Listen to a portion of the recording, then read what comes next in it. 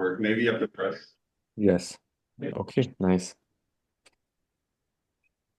Should I start or should we wait for a few more minutes? I say start. Okay, I start. Yes. Welcome everyone. So the story today is about iron and quercetin and seeds. I'm sure what you know already what seeds are and what iron is doing, but maybe you're not that familiar with quercetin, but we will go through one by one. So the story I have already presented part of the stories in last year's, but this time it's really a completed one. So I hope you will like it. Um, so agriculture is really about the seed and the seed quality. So if you have high quality seeds, which means they germinate very fast and they have this very fast seed development, then you can expect to have a high yield. But if you don't have good seeds, then your yield may suffer. So increasing germination speed and vigor is very important. One way to do that, and commercial companies, I mean, they almost always do that. They prime the seeds. So they imbibe the seed in water before they germinate. They take them out dry and then sell these seeds. So these seeds, when imbibed previously, which is called priming, they can germinate and grow very vigorously. But it comes with a cost. So the shelf life of the seeds decreased a lot, which means like maybe these prime seeds can survive only 1 or 2 years, whereas non-prime seeds can live maybe 20 years, for example. So why is it like this? I mean, why we have to pay the cost? What is happening there? We almost know nothing about it because everything we know about seeds are about the later, what is happening at the later stages of the seed. But this seed priming protocols, procedures, they are applied at this stage. So we don't know what is happening in imbibed seed and how imbibition prepares the seed for germination. So when it comes to seed, I think we have to talk about three main things to understand the upcoming story better. A seed germination can be divided in two distinct phases: coat rupture, so endosperm is revealed, and the root uh, exposure, radical protrusion is it's called. So this stage is very well known. What's happening here, like hormones and so on, very complicated pathways and so on. But what's happening here is unknown. The endosperm is covered with a thick cuticle, which limits water uptake.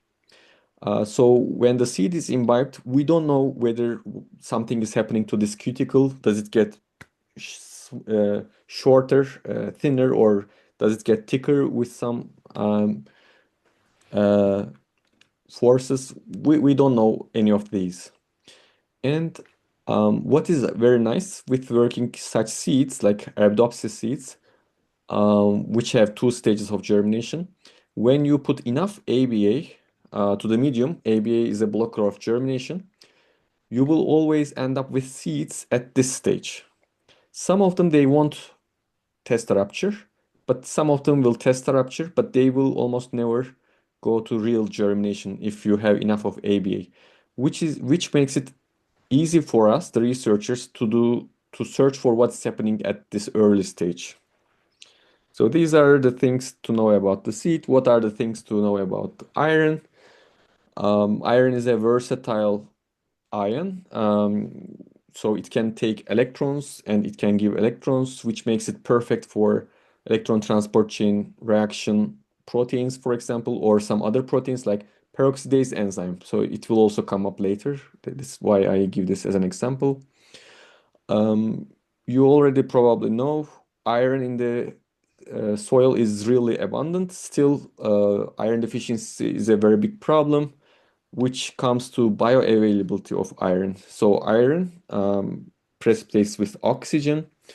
Therefore, to increase iron concentration or to feed with iron, the plants, I mean, we use molecules called chelators. So chelators are very important to understand and solve iron-related problems.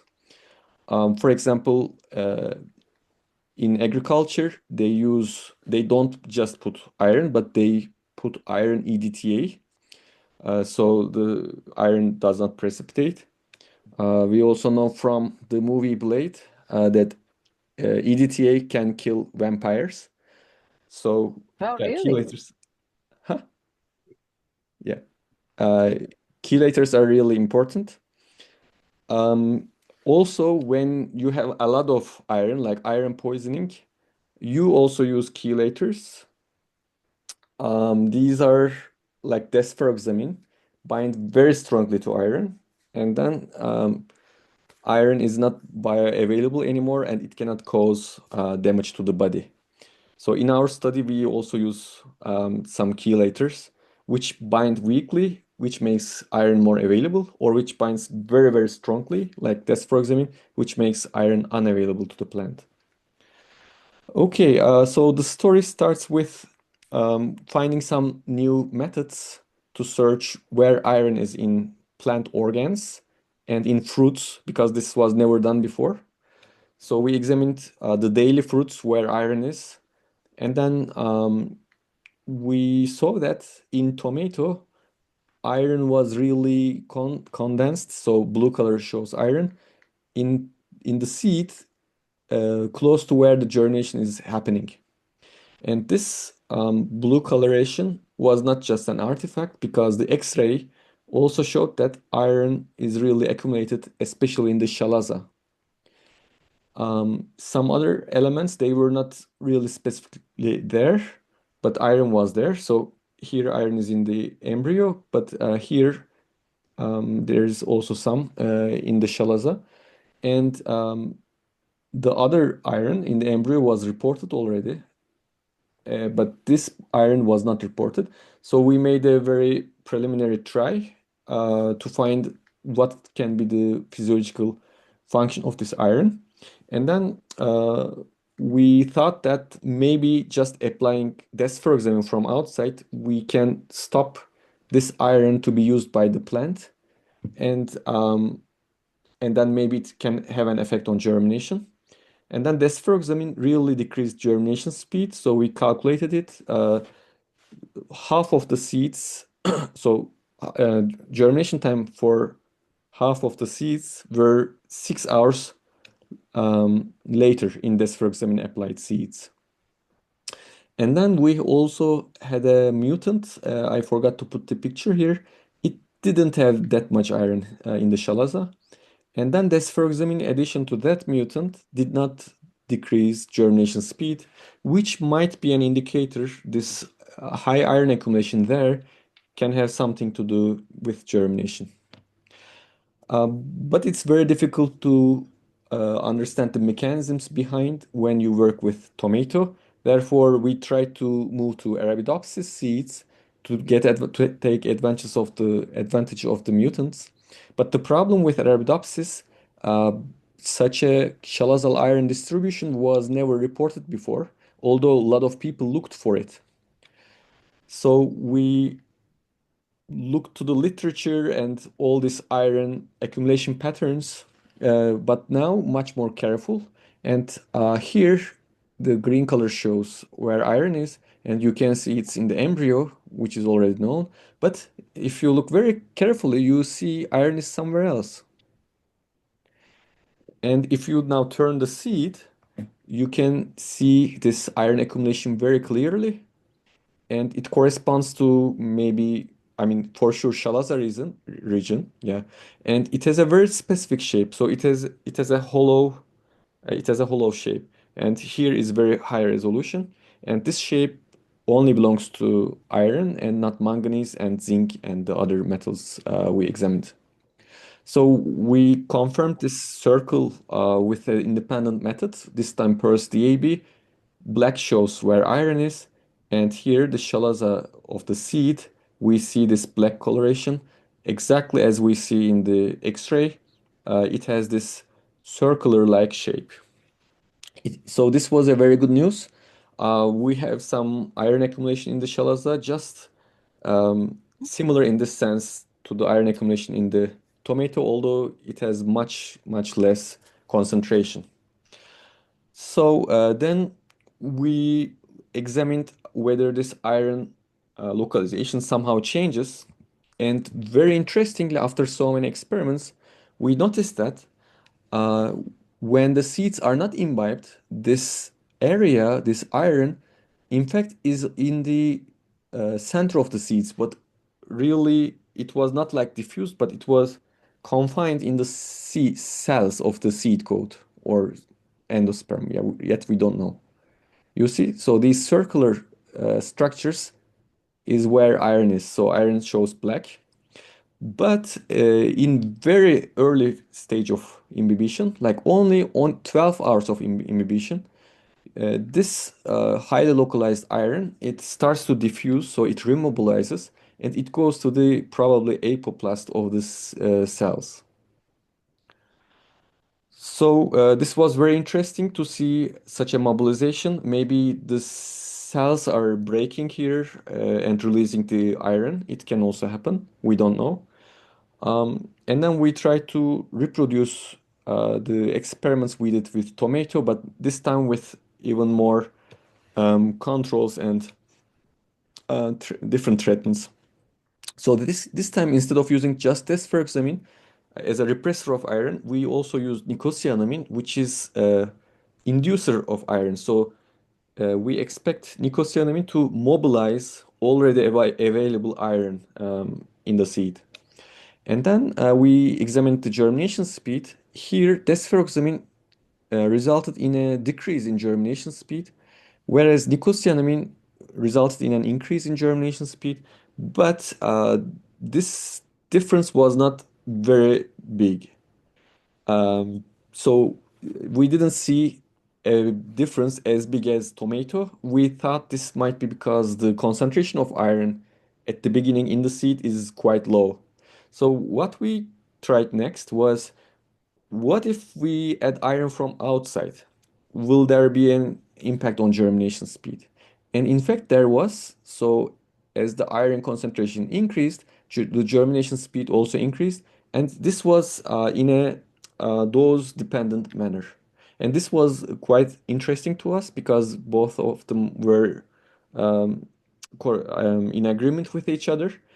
And we applied different forms of iron to see if all of them are doing the same thing. And every form of iron we used really increased the germination speed. So then we next examined whether this increase in germination speed is due to things happening after test rupture or before test rupture.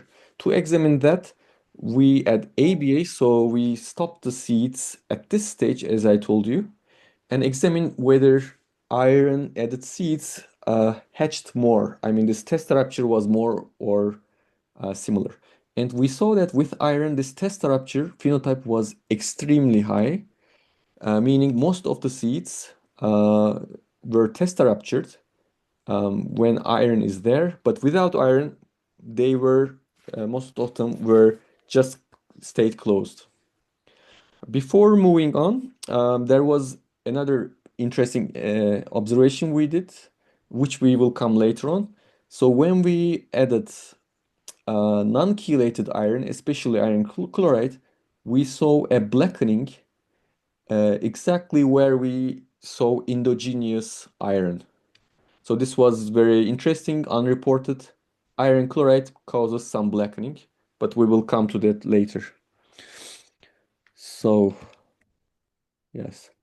Um, so in the literature, as I told you, very little is known what could make the seeds hatch. But some people had shown some evidences that the cuticle integrity uh, may have an influence on that. So if you have a thick cuticle, then you get less water, and then the swelling will be less, so the seed coat will not rupture.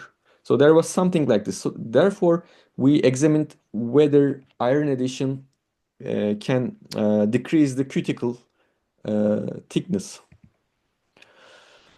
To examine that, what we did was we let the seeds hatch, I mean test a rupture in the presence of ABA, and then there's now a cuticle layer. We put a dye called toluidine blue. This enters to the embryo. It enters less if the cuticle is higher. It enters more if cuticle is thinner. And in the presence of iron, when we take the embryos out, we saw that there is much more dye, which tells us that the cuticle layer maybe is thinner, or I mean, it's more permeable to the dye in the presence of iron. Then next we stained the cuticle and examine whether in the presence of iron this cuticle staining may have changed or not. And here we used auramine O dye, and you can see clearly there is a very strong signal from the cuticle above the endosperm in the control. But this staining was completely abolished in the presence of iron. So we also had an experiment where we just do the same technique, this one, to seeds that are only 24 hours imbibed in the presence or absence of iron. We found exactly the same.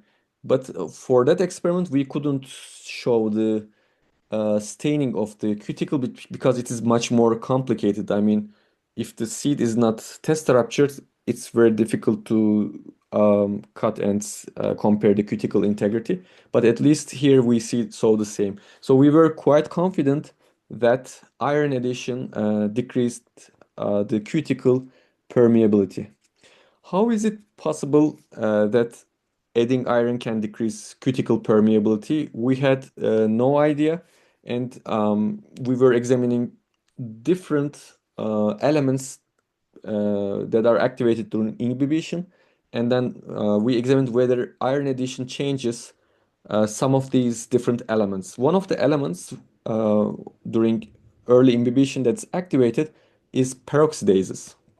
So in the literature, it's already shown that with inhibition, you may see peroxidase activity is increased, although people don't know why it is increased. So here, blue color shows peroxidase activity. We see a little bit of peroxidase activity in the wild type Cs, and when iron is added, we saw that this peroxidase activity was much more. So we were very excited. And then we supposed maybe this peroxidase is what makes this increased peroxidase is how iron increases germination. To test this hypothesis, we suppressed the peroxidase activity and examine whether now iron addition still increases germination or not. And then what we found was when we add metimazole, which is a peroxidase inhibitor, now iron addition couldn't increase the germination or test rupture percentage anymore. Then, to further go deeper into this peroxidase iron relationship, we tried to find the gene causing this peroxidase activity. So we went through the candidate peroxidase mutants, and we found out that two independent knockout lines of peroxidase 17 didn't show any peroxidase activity. And then when we added iron to these peroxidase mutants, we hypothesized that now the germination may not be triggered if peroxidase is the must factor for this triggering. And here, Columbia 0 with iron addition, germination speed increases. But in the mutants, sorry, this is peroxidase 17.1 and 17.2. In the mutants, iron addition didn't result in an increase in germination speed anymore. So with this, we were again quite confident that iron inside the seed or outside the applied increases the peroxidases and it kills the cuticle, and this is how germination speed is faster. We didn't stay there, and we wanted to examine deeper um, how is iron increasing peroxidase activity. So now the things are getting a little bit more complex. I told you already when we apply iron chloride, we saw a black color. And this black color was quite similar to the peroxidase localization. You see, this is peroxidase where it is localized. This is the black color that is occurring when we add iron chloride. So we wanted to understand what is causing this black color because we suspected that this black color may have something to do with this peroxidase activity since they are co-localized. So first, we showed that this black coloration is reversible. With EDTA, you can reverse it, which means iron is most probably chelating something in the seed that produces black color. And then uh, we hypothesized this blackening may be caused by flavonoids because it's known flavonoids are colorful, and also iron they can bind to metals. So to test this hypothesis, we got a flavonoid mutant TT4 and observe whether iron chloride can stain it, but it cannot. So it stayed completely white, even with the presence of iron chloride. And then when we add the naringenin, which is the missing precursor to complete the pathway. So TT4 is a mutant here, and if you add naringenin, then you can rescue the mutant. And then we again started to see black color, which means this black coloration with iron should occur one or more things in the pathway by chelation of iron, one or more things with iron. And then we examined one by one every mutants. And when we have a quercetin-less mutant, which is TT7, we were unable to see the blackening anymore. And this mutant lacks quercetin, so we thought that then it should be quercetin what iron is binding. We immediately tested whether this mutant is able to respond to iron with regards to germination speed. And as we expected, iron addition could not increase the germination speed when the Arabidopsis didn't have quercetin. Okay, so from this, what we suppose was, um, okay, iron is increasing peroxidase, and this iron's effect on peroxidase can be something to do with quercetin, because there is also quercetin there. And when there is no quercetin, iron cannot increase germination speed. Okay, I hope you can still follow. Um, Before moving on, there was one problem. So the problem was the quercetin form of quercetin that binds iron is just quercetin. So this one. So iron binds here, here, and here, three places. But the seed doesn't have this one. The seed accumulates this one, which is rhamnose associated quercetin, which is called quercitrin. So here, people in the literature they examined the quercetin amount in the seeds, and as you see, all of them are quercetin. All of them, only not this one. I mean, all of them are quercetin rhamnoside. And quercetin rhamnoside cannot produce black color with iron chloride, but this one does, which means we hypothesize that during imbibition, quercitrin is turned to quercetin. Um, and this also agrees with our observation that when you add iron chloride, you do not immediately start to see blackening, but the blackening starts to appear after 6 to 12 hours. I think this is enough time for quercetin reserves to turn to quercetin. So we tested this hypothesis. How we tested what this was using TT4 mutants and see if TT4, which doesn't have any quercetin, uh, can turn quercetin into quercetin. So we applied quercetin from outside in the presence of iron chloride, and then we saw that TT4 was able to develop black coloration, which probably says the quercetin we added, the rhamnose group is cleaved, and this is how the iron chloride can bind and produce the black color. How can you remove rhamnose from quercetin? Nobody knows. There is no rhamnosidase enzyme that's found in plants.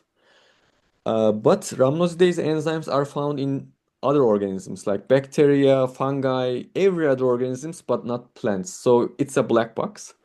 But we hypothesize there's a rhamnosidase. They're active during imbibition. And we looked in the literature what can stop rhamnosidase activity, and then add this thing to the medium and see if it also stops blackening. And very interestingly, we saw that regular tris buffer is able to stop rhamnosidases, bacterial rhamnosidases. And we hypothesize maybe it's also able to stop plant rhamnosidases. And when we add tris in the presence of iron chloride, we didn't see any blackening anymore. And further, we examined whether in the presence of tris, iron is able or unable to trigger germination, and it was not. So in the presence of tris, addition of iron uh, didn't increase germination speed. So probably we have a rhamnosidase there. Okay, we went for mutants that are potential rhamnosidases, and I hope we found it. So we found a mutant which developed very little black color compared to wild type. And we confirmed this with an independent knockout as well, but I'm not gonna focus on that. Okay, so we now have a very complex interaction and so on. And adding one more complexity, we have still the question how iron increases peroxidase activity, and how is quercetin related to that? So what we hypothesized was maybe peroxidase is inhibited by quercetin because quercetin is an iron capturer and peroxidase needs iron. Maybe quercetin captures the iron of the peroxidase, inhibiting it. And maybe when we add iron, iron chelates this quercetin. Now iron chelated quercetin maybe cannot uh, repress peroxidase. So we tested this in vitro. How we tested this was we put TMB, a stain that shows peroxidase, and we put horseradish peroxidase, and this made blue color. And we examined whether blue color disappears with quercetin and whether we can suppress quercetin's effect by adding iron. So when we add quercetin, the blue color disappeared. Um, and this is also quantitatively showed here. And when we add iron, the blue color reappeared again. And interestingly, as the iron concentration increased, uh, so this blue color reappeared stronger. Okay, so this data showed that horseradish peroxidase is inhibited by quercetin. But what if peroxidase 17? Is it possible also the same thing is happening? To show that, we again examine peroxidase activity in the seed in the absence and presence of quercetin. Here we used a different technique than this one. We could use the same, but we used chloronaphthol staining. Brown color shows peroxidase activity. So in germinating seed or imbibed seed, we see a very strong peroxidase activity here. But when quercetin is added, this activity is almost completely gone. So which shows like horseradish peroxidase, quercetin can inhibit peroxidase 17. But we couldn't devise an experiment where we can show when you add iron, this thing comes back. Uh, because then this iron will already bind quercetin and yeah, I don't know. Okay, so with this, we finished our story. Uh, Here is the model.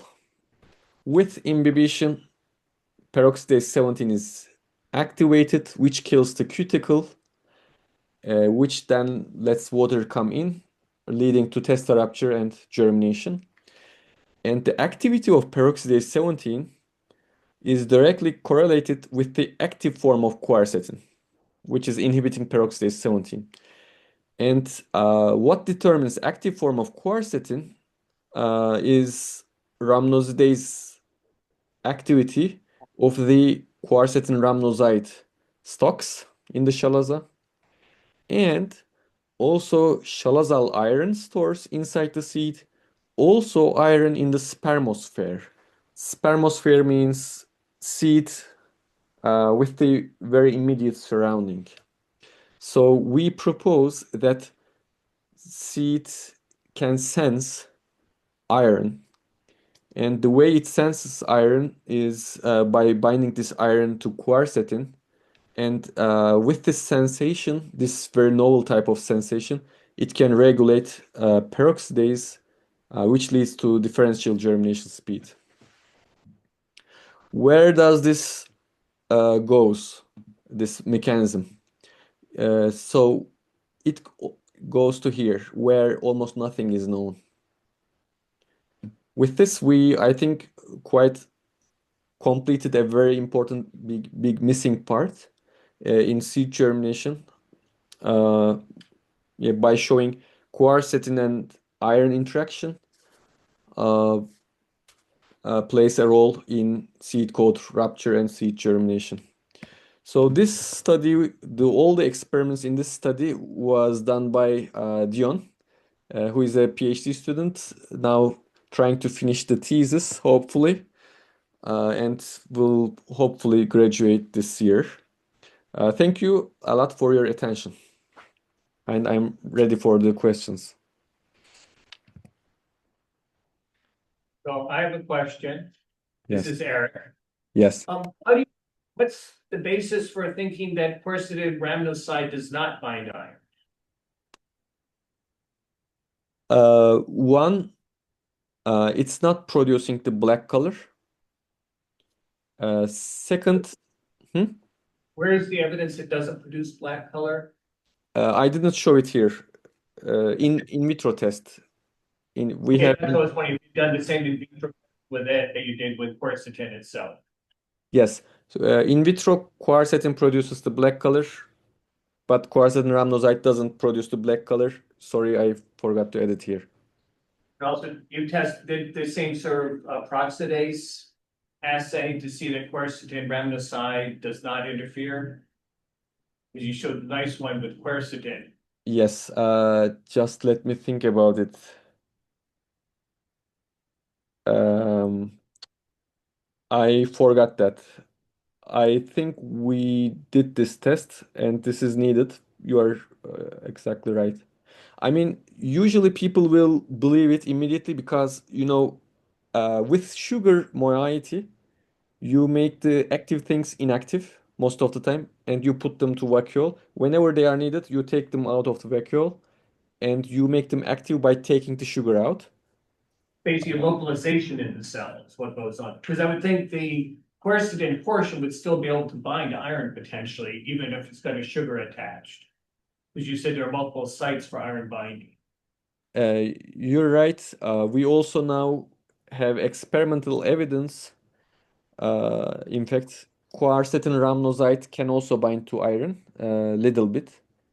Um, I mean, we have some absorbance values where you have the absorbance of quercetin rhamnoside, and when you add iron, the peak shifts.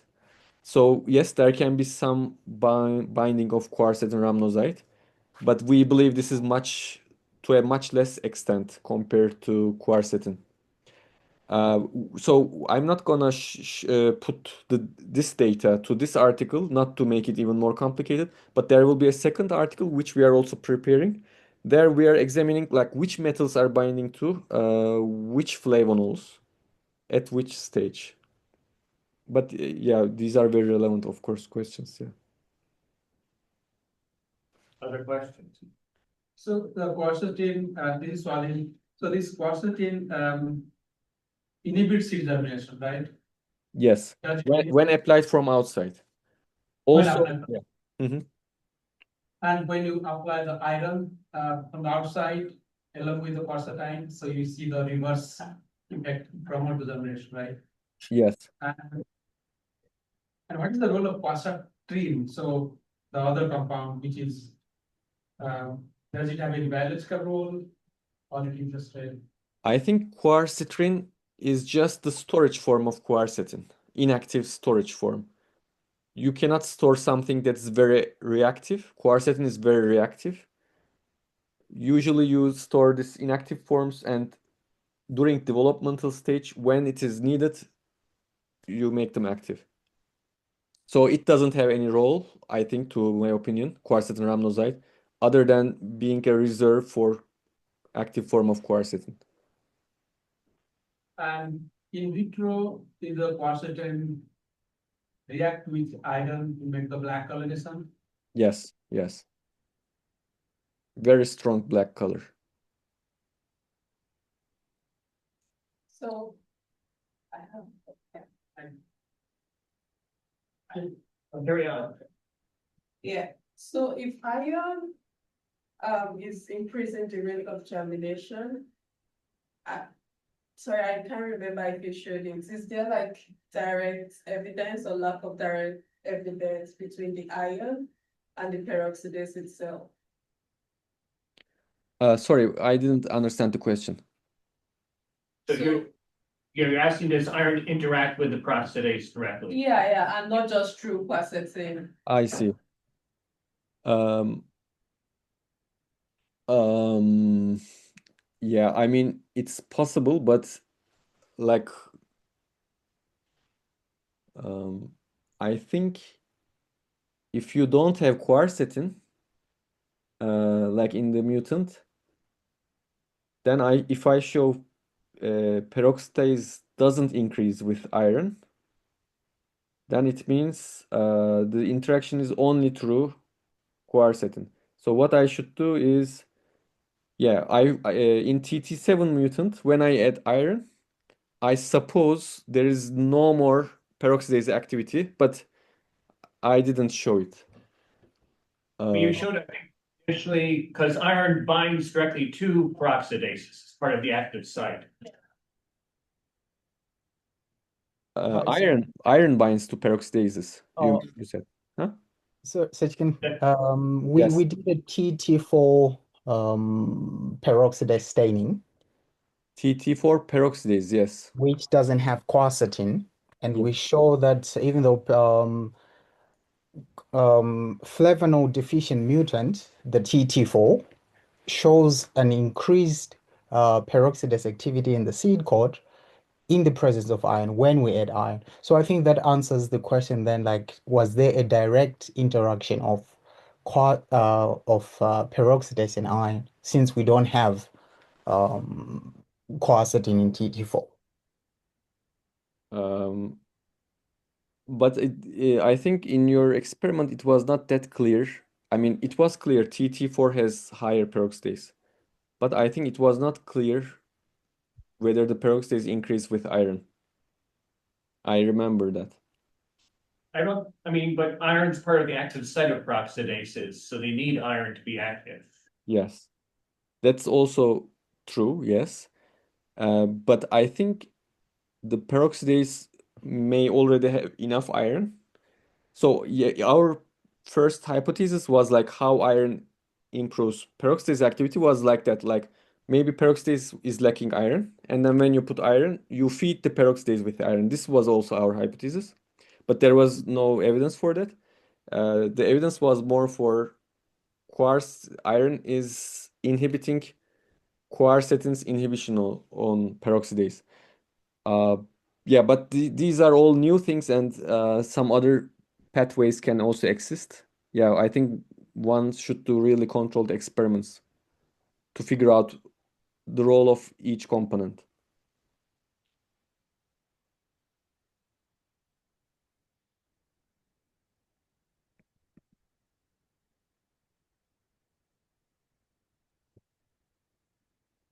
One thing we still don't understand is how peroxidase can kill cuticle. So in literature, there is no suggestion for that. So cuticle is something oily. How can peroxidase dissociate that? I mean, I don't know that. It's not usually a polymer of proteins. Sorry, what? So polymer of the cutin, the monomers are like is a kind of lipid or something like, if I'm not wrong. Like it is just kind of liquid, I don't know, like that. It repels water, right? Right. So is there a way like peroxidase like breaking those bonds, like Okay, if I understand correctly, so cuticle is made of cutin and some other things, and maybe peroxidase is breaking the bonds. I guess this is what you said. yeah, I'm just a hypothesis. I don't know. Yes, yes. I mean, I was also thinking like that, and I was thinking people will buy it. Then I talked to peroxidase expert. They didn't believe that. So one possibility, which now I really start to believe, peroxidase acts on quercetin, and then something called quercetin quinone is produced. Quercetin quinone is very, very reactive, and it should be able to kill cuticle. Okay. I mean, it looks like so quercetin inhibiting the peroxidase, but peroxidase is also acting on quercetin to produce quercetin quinone. This is And also that- possible. Yeah. Is there any kind of evidence in the literature or just a hypothesis? In the literature, it is known that peroxidase and quercetin can produce quercetin quinone, which is very Ah. reactive. But I mean, I did a very quick experiment, added peroxidase and quinone in absorbance spectrophotometer. The absorbances didn't change, which may mean this quinone is not produced, but maybe you have to go with different techniques to see it. I'm not really sure. And I don't want to go for that, I think. I think your first hypothesis might also still be right. That the peroxidase can break down the polymers.